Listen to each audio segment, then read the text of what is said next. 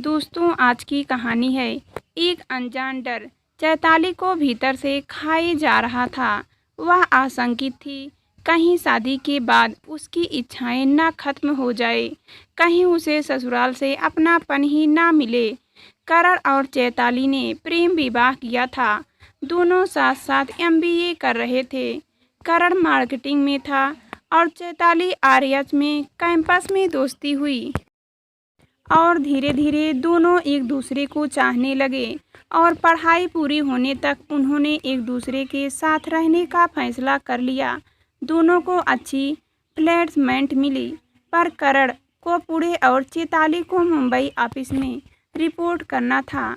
यह बात दोनों को ही नागवार गुजरी, पर चूंकि पैकेज अच्छा था इसलिए दोनों ने स्वीकार कर लिया। करण पंजाबी परिवार से ताल्लुक़ रखता था और चैताली बंगाल से थी।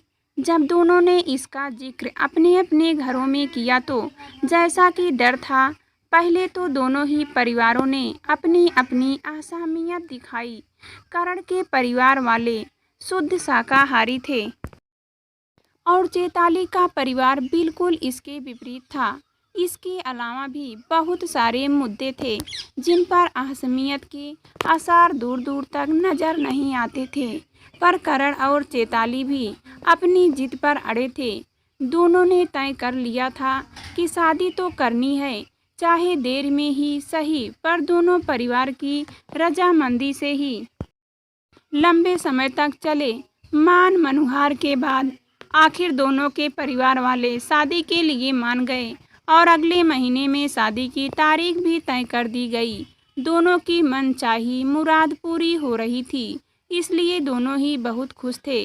पर करण की माँ की एक शर्त चैताली को बहुत परेशान कर रही थी।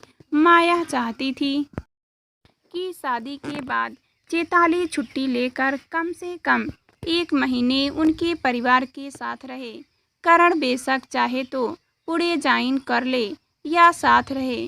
चैताली को यह शर्त ही अजीब सी लगी, पर करण ने इस पर ज़्यादा तवज्जो नहीं दी।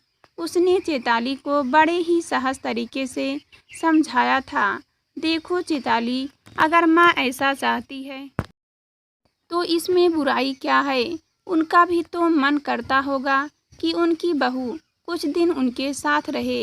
रह लो ना, कौन सा तुम वहाँ हमेशा के लिए रहने वाली हो। चैताली कोई भी दलील देती तो करण उसे मनाने से इनकार कर देता था। उसे कई बार महसूस होता था कि कहीं उसने गलत निर्णय तो नहीं ले लिया। क्या शादी के बाद भी करण पहले जैसा ही रहेगा या बदल जाएगा। जबकि करण उसे हमेशा ही बड़े प्यार से समझाया करता था और फिर उसका विश्वास लौट आता था। इसी उपाकोह में शादी की तारीख कब करीब आ गई पता ही ना चला। शादी दिल्ली में होनी थी, जहां करण का घर था, क्योंकि उसके दादाजी लंबे समय से अस्वस्थ चल रहे थे। चैताली के घर से सभी लोग 2 दिन पहले ही दिल्ली आ चुके थे और सभी खुशी खुशी शादी की तैयारियों में व्यस्त थे। पर चैताली एक अनजाने डर से परेशान थी। कैसे रहेगी वह इतने दिन बिना करण के। करण की माँ और बाकी लोगों का व्यवहार कैसा होगा, उसके घर के तौर तरीके कैसे होंगे। करण की माँ बहुत सख्त मिजाज और वसूलों वाली है, ऐसा करण ने खुद बताया था। चैताली की माँ शायद यह सब समझ रही थी, इसलिए उन्होंने भी उसे समझाया था। फिर भी वह अज्ञात भय का डर उसे बार बार सता रहा था।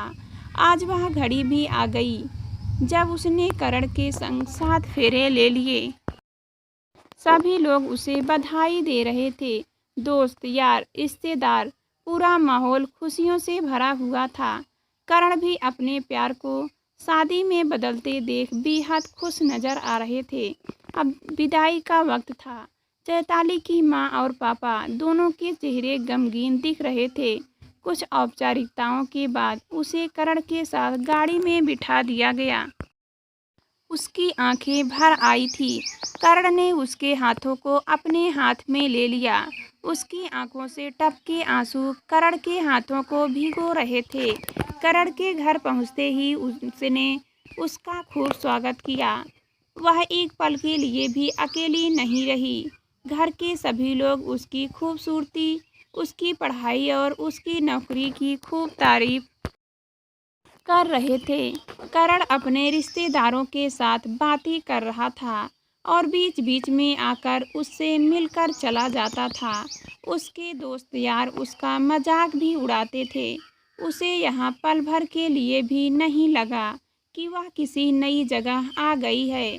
पर जैसे ही उसे करण की माँ की बात याद आती है कि वह फिर उसी अज्ञात भय से गिरफ्त में आ जाती, वह कुछ क्षणों के लिए ही अकेली रही होगी कि करण की माँ कमरे में आती हुई दिखी। वह उन्हें देखकर खड़ी हो गई। उन्होंने उसे इशारों से बैठने के लिए कहा और खुद उसके बगल में बैठ गई। यहाँ अच्छा लग रहा है बेटा। उनकी आवाज़ में स्नेह और दुलार दोनों ही था। हाँ मम्मी, उसने धीरे से कहा, बेटे यह तुम्हारा ही घर है, इसे तुम्हें ही संभालना है। तुम करण की पसंद जरूर थी, पर अब तुम हम सब की पसंद हो। अगर तुम यहाँ खुश रहोगी तो हम सभी खुश रहेंगे। मुझे करण ने बताया था कि तुम 1 महीने रहने वाली बात से काफ़ी डरी हुई हो। पगली, इसमें डरने जैसा क्या है? मैं भी तुम्हारी माँ ही हूँ। जब साथ रहोगी तभी तो मुझे हम सभी को समझ पाओगी। मुझे भी तो चाहिए जिससे मैं अपना सुख दुख शेयर कर सकूं। उसने अपने मन की बात कह सकी। मेरी कोई बेटी तो है ही नहीं, बस यही सोचकर मैंने कहा था। बेटे, अपनापन अपना समझने से ही बढ़ जाता है। अब यह तुम पर है। तुम अगर करण के साथ जाना चाहती हो तो मुझे कोई प्रॉब्लम नहीं है। चैताली सास का दूसरा रूप ही देख रही थी। उनकी बातों से उसे बहुत सुकून मिला। उसने सास का हाथ अपने हाथों में लेते हुए कहा, मम्मी आप जब कहेंगी तभी जाऊंगी। आपकी बातों ने मुझे बहुत कुछ समझा दिया है। प्लीज़ मुझे माफ़ कर दे। उसकी आंखें भर आई। मेरे बच्चे रोते नहीं। यह कहते हुए सास ने उसे गले से लगा लिया।